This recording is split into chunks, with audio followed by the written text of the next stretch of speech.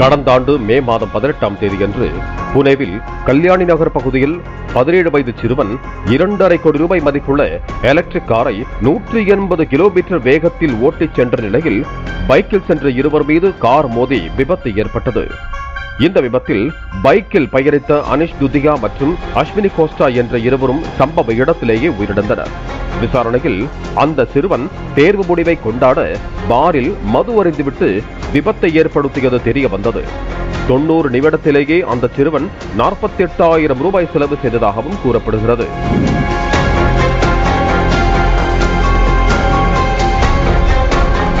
சிறுவன் குடிபோதையில் இருந்ததை உறுதி செய்த போலீசார் அவனிடம் இரத்த பரிசோதனையை மேற்கொண்ட நிலையில் அவர் மது அருந்தவில்லை என்று கூறுவதற்காக அந்த இரத்த மாதிரியை மாற்றியதாக 2 மருத்துவர்களும் சிக்கி கைதாகி இருக்கிறார்கள்.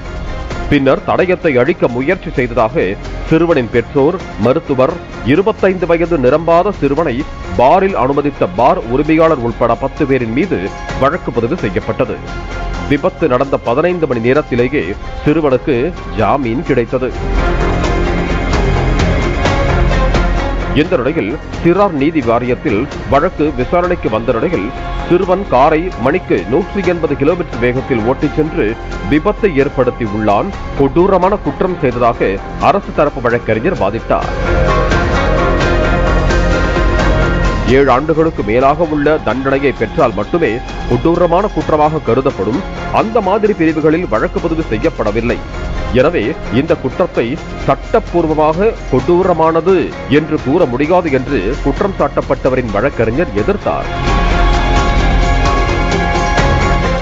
மேலும் சிறுவனை வயது வந்தோராக விசாரிக்க வேண்டும் என புனே நகர காவல்துறையினர் கோரிக்கை வைத்த நிலையில் சிறார் நீதி வாரியமான JJB அதனை நிராகரித்துள்ளது. சிறுவன் தந்தை மற்றும் மருத்துவர்களான அஜய், ஸ்ரீஹரி மற்றும் மருத்துவமனை ஊழியர் அதுல் ஆகியோர் சிறையில் அடைக்கப்பட்டிருக்கிறார்கள்.